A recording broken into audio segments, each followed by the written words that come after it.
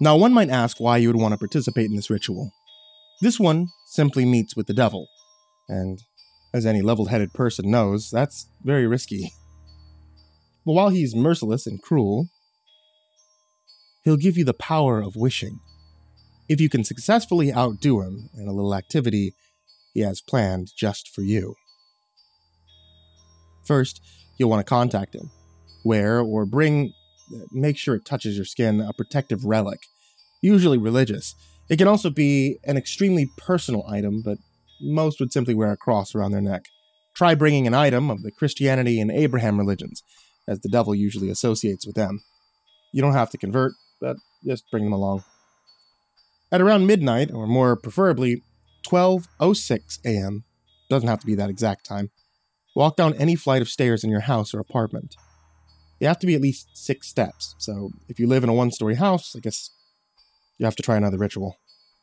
It must be pitch black, so dark that you can't even see your own hand in front of you. I recommend you wear comfortable clothes, as tripping in a nightgown would abort the ritual and also give you quite a painful broken neck. You'll soon notice that you never stepped onto the ground. Seems as though the set of stairs is far longer than it usually is. If you hadn't reached the last step yet, turn back now if you want to.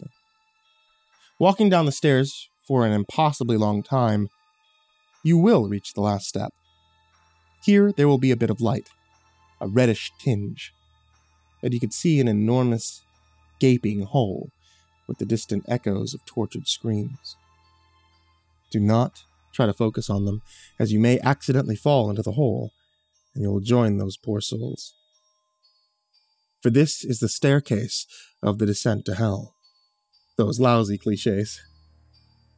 But instead, stand on the very last step, and turn around. The steps behind you will have melded into the shadows. You can't turn back now. Close your eyes, count to 10, assuming that you've been to basic arithmetic classes before. Use your hand to clasp whatever protective relic you have and yell out, "I wish to gain the power of wishing." You don't have to get the exact wording right, but please try to grasp the meaning like a legitimate, literate person, and not a failed nursery class baby. Don't open your eyes. For those rebellious people, if you'd like to be stuck in hell, be my guest. Do not release your hand of the relic. You're now being transported to hell, in a not-so-painful way. Your nose might catch a slight whiff of something burning, with the air growing warmer or colder around you. At some point, it may be seconds or minutes, or 1 hour, 6 minutes, and 66 seconds, if you know what I mean. You'll hear a loud thwump. And this signals that you've been successfully transported, and you may now open your eyes. You'll be standing in some sort of circular chamber, painted a pale color of gray, no doors or windows. You're probably in shock, as a gray room sure as hell doesn't look like hell. There'll be 2 chairs facing opposite each other. Don't try to move them, or just leave them the way they are. One chair will be the color of coal, the other will be the color of pale red. Do not sit in the black chair, as this is the devil's throne. Sit in the pale red chair. It won't be really comfortable, but don't complain. Nothing you can do about it anyway. Relax for a moment. Just then you'll hear a thunderous sound, indicating the devil has arrived. Appearing out of nowhere, he'll take on the form of the person you hate or despise the most. But his eyes will be completely white. Only a small pupil, no iris. You might be unnerved for a moment, but don't attempt to escape out of the chair, as you don't have anywhere to escape to. The relic will be burning you now, an intense pain, but do not take it off, as it's the only thing that isn't allowing your body to be the toy of the devil. He can't harm a single hair on your head, if you have that relic. If he comes in, and you're sitting in the correct chair, he'll proceed to sit in the throne before you. His eyes will now be hungrily probing your face, gazing into your eyes. He's surveying your mind. To make the upcoming easier for you, try not to think of anything. He can't get into your mind that easily if you do that. After a minute of silence, he'll speak first. "Would you like to play an easy game I set for you?" You will automatically say yes, even if you don't wish to. Satisfied, he'll lean forward. It'll give you a brief rundown of the rules. This easy game, the devil is so sincerely made for you, is just a way for him to fuck with your mind. He'll ask you the best time you've ever had in your life. Reply truthfully. There may be several moments, but pick one that you remember the most diligently. There's no point in lying. He'll start asking questions about that precious thing in your life. The questions will start off simple, like, who was with you? Or, what award did you win? You'll naturally respond with the correct answers. He'll consider your response for a moment before telling you snippets of information. How the award you won was a scam. How no one on that vacation wanted to be with you. His voice will take on a tone of an honest and caring person, like that of a therapist. He'll be feeding you the negatives now. How much money was wasted on the trip. How deep inside no one was proud of you winning a shitty award. Some of these are lies. And some are truths. Think about the event. Think about it to the very beginning. Think every single detail of the trip. The people that went with you, the people that applauded you, the competition you participated in. Don't be influenced by his words. When he's done supplying you with these statements, he'll whisper to you what truly happened at the event. If you hadn't been mind-twisted by his pessimistic information, you probably will repeat what you initially said. If not, however, the devil knows that you're weak-minded. Regardless, the devil will play another game with you. In total, he'll ask you to play 6. You must win at least 3 of them to receive the wish-granting ability. Mind that all the games use the power of the mind and your will to fight. The devil will now clasp both of his hands in yours. His hands will feel clammy. You'll instinctively pull away, disgusted. The gray room will immediately disappear, and you'll soon be in another room with your greatest fear in life. It's like Divergent all over again, except this time, there's no hot instructor helping you out. The room will be different for everyone, as every person has their own fears. Maybe a person, deep water, heights, spiders, etc. What you must do now is to get on your knees and remind yourself that this is not real, that it's simply a little piece the devil inserted your mind with. You will then be shoved into the fear, pushed off an impossibly high building. Spiders will swarm all over you, whatever. You'll feel intense panic. But calm down. Hold on to your relic. Don't give in to that fear. Giving in means losing. Stay calm. Close your eyes. Cover your ears if you have to. While you're plummeting to your death or swatting off wasps, remember that it isn't real. Yell it out if you have to. After several agonizing moments, things will calm. You'll be back at the gray room again. Undoubtedly, you'll be distrusting the devil now. He's put you through so much stress, you want to leave, but you can't. You must play 6 games. And he's just starting the 3rd one. He'll pretend to beg for your forgiveness. His voice will take on a pleading tone. Say you forgive him, as that's the only way to progress. With a smile of satisfaction, he'll take your hands again.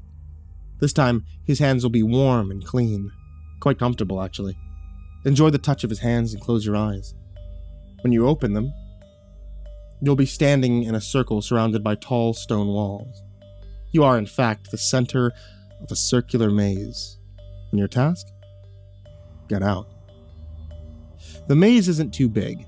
There's enough light to navigate around, but it isn't that easy as just escaping. The maze isn't some crudely hand-drawn crap. It's your mind.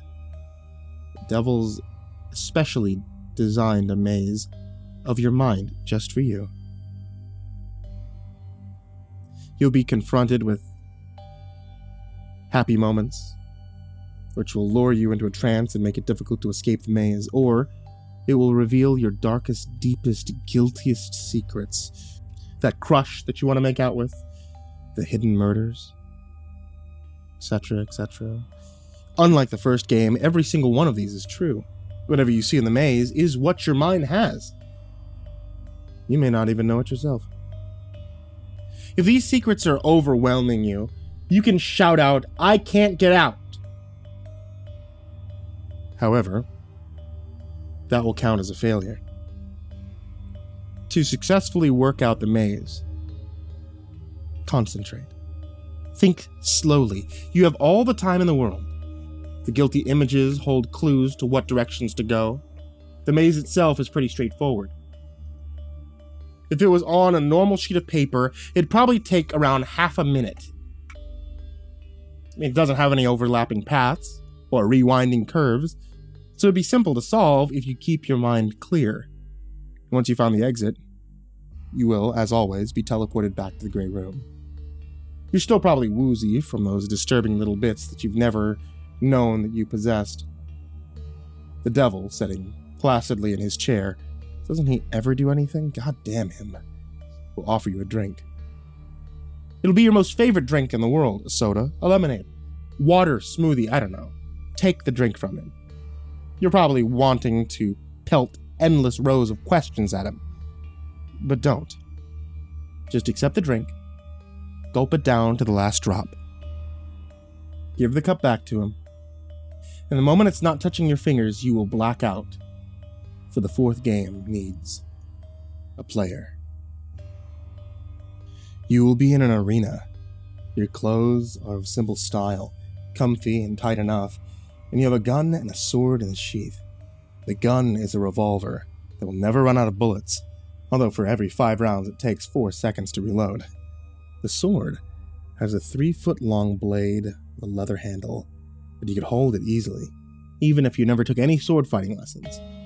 The arena will be a circular area with no trees, just rocks randomly scattered. The sky will be a blood red, with a glowing sun concealed by colors. And who will you be fighting? You. The opponent is a mirror image of yourself, dressed in the same clothes, equipped with the same weapons. Just as you know what he'll do, he'll know what you'll do. Whatever you do, he does. The battle can be a long one, and a bloody one. It ends when one of you cannot fight any longer, which counts as a loss. To win, you must defeat yourself. For people who have been trained with guns, many quickly end the standoff by simply shooting their doppelganger in the head. And for those of you that are untrained, this will be an extremely painful match. There's only one way you can win. You outsmart yourself. Do things you never have done before or will ever do.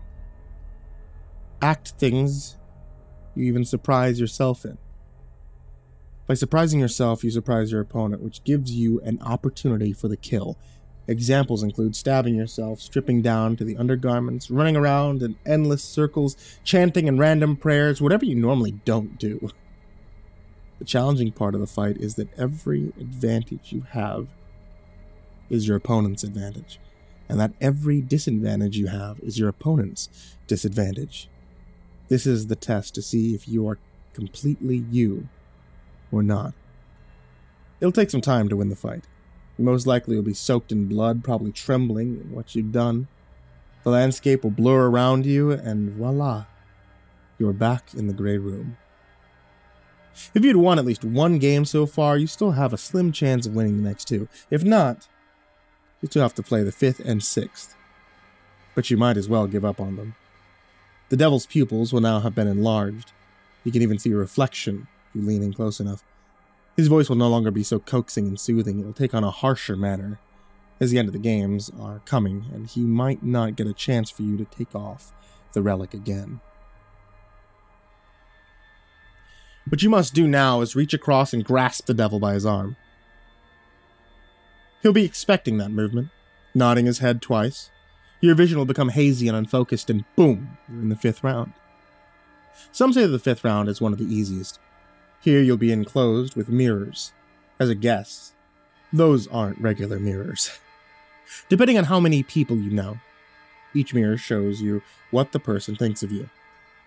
If you're Justin Bieber, many girl fans display you as some sort of sex model.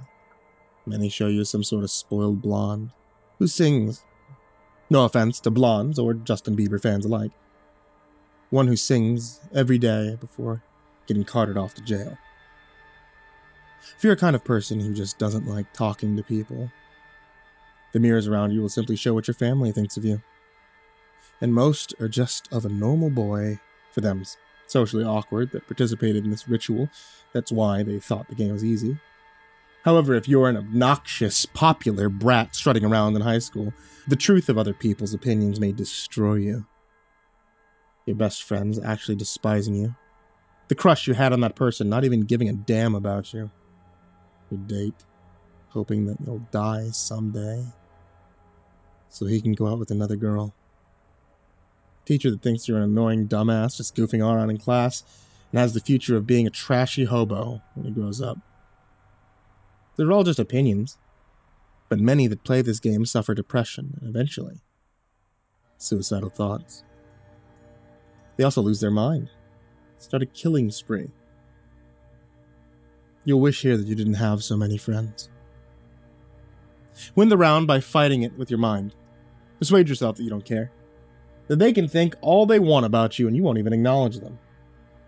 When your minds become focused again, you'll be in the gray room for the very last round. This time, don't let the devil touch you. You have to enter by yourself into the last stage. Curl up into a ball in your chair, hold onto your relic, tune your surroundings out, think of nothing. Allow your mind to rest into a blissful state, and soon something sharp will poke into you. And you'll wake up in utter darkness, as dark as the staircase you first walked down. In your hand will be a revolver, same one as Game 4. Take a deep breath. As soon as you're ready, you'll see a red light.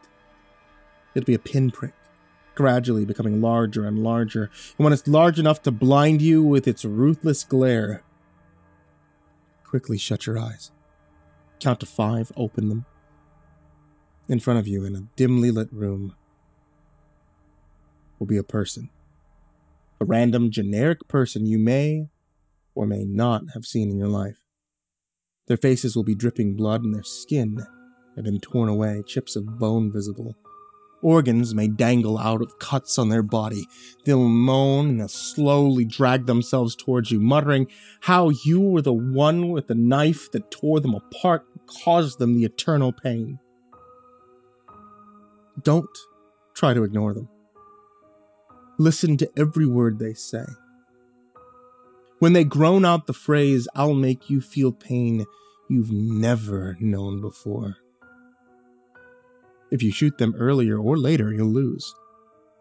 Only then shoot them exactly 3 times square in the middle of the forehead. Miss one mark. Doesn't have to be the same spot. It has to be the middle of the forehead.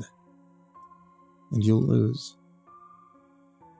The moment you've finished firing 3 bullets, swiftly toss the gun away and lunge at the crumpling corpse. Yell at them, "I've given you peace," as loud as you can. Turn away now and take 3 steps with each foot. Cover your face with your hands and kneel. Don't speak a single word. In a few seconds, you'll be standing in the gray room, which now has only 1 chair. As you're done playing the games, the devil will get up from his throne and offer you a handshake. Do not accept. Bow to him at the waist and turn away. A door will appear in front of you. Walk through it. You'll find yourself at the bottom of the flight of stairs that you were supposed to be taking. Only a few minutes have passed in real life, and you may continue your nightly rest. The devil has considered you worthy enough to have the ability of wish-making. Be careful, though. This is a devil thing. Every wish has a drawback. unless you're extremely specific. If you wish to have a ton of candy, they'll probably all fall on you. If you wish to have your dead father back with you again, he'll come back in the form of a rotting corpse. Be specific with your wishes. The next morning, you'll also receive a copy of an unknown newspaper, even if you don't order such things. The front page will have a picture of the person you killed in the 6th game, along with details of the mutilation and the 3 bullets lodged into their head. Even though it isn't really your fault, you feel an immense amount of guilt, as the person was sacrificed simply for your ritual. The regret and the pain that you'll suffer through can drive you to madness. But what happens if you accept the devil's handshake? The games are over. There's no more reason to be in contact with him. By accepting his handshake, you've put yourself in his power, and the first thing he'll tell you to do is remove your holy relic. And if you do that, joining the many tortured souls of hell, you'll think from the beginning, and you'll wish you had never stood onto that very step.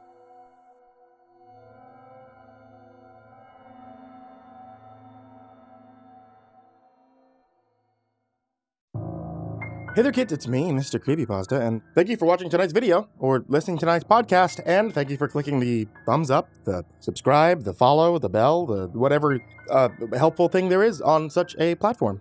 For those of you that live in cooler climates, you'll probably like to have a nice cup of tea. To get a nice cup of tea, my wife sells it. It's at etsy.com/shop/ivorymonocletea. You can get a whole bunch of different teas there, including creepypasta-based teas. And as always, I want to give a very big thank you to everybody who is supporting me on Patreon. If you guys have been supporting me on Patreon, or if you're considering doing so, then know that I just added in a couple of cool things for the loyalty program because I found out that I could. I had no idea that I could do that. So now, you guys should be getting some cool things in the mail brought to you by Patreon that are pretty cool. They support the channel as well. Oh, getting to the point though, a huge thank you to patrons, such as Jordan Alexander Sanchez, Brian Arce, Bobby Karman, Stephanie Butler, Tristain Pelton, Chance Burnett, Diana Kraus, William King, Heather McDonald, Reaper61167, Alex the Sandwich, Darth Miver, Micah Ortiz, Satanic Aries, Ness69420, aisodoehtraed with 2 exclamation points, Nessie, Ronnie Hansen, BardoHawk764, Melancholy Corpse, Ferb, Harley, Billy Morrow, Madam Skullbunny, Sashi Suzaku, Grizzly Olsen.pro, Caden the Spooky Boy, Zane Nightshade, My Body Sounds Like Rice Krispies, Ashwood, Lord of the Weebs, Jay, Miss Exandra, Mr. Unsettling Spaghetti, Suji Campbell, Stricken, Azarine Fox, Fried Chicken 12, Freddy Krueger, Ty Nanny, Michael Scarborough, Infernal One, Lisa Cottrell, Caspian, Jordan Ells, Hades Nephew, Tater Chip, Acid System, Prozac and Pancake Appreciation Society, Cryptic Nightmares, Kiri the Sloth, Tommy Green, Fester's Lampshade, Sky Harbor, Nina Smith, Nico Cayo, Rafael Rodriguez, The Ginger Bros, Aaron Stormcrow, Daniel Polson, Trace Miles, and Corey Kenshin. Thank you guys so much, so much for being a part of the Patreon and helping me keep the lights on and helping me get exclusive stories and everything that we do on the channel here. Thank you guys so much for being a part of it. Thank everybody in the description, and thank you guys who have stayed to this part of the video. It really means so much to me. I hope you all have a very happy Halloween, and sweet dreams.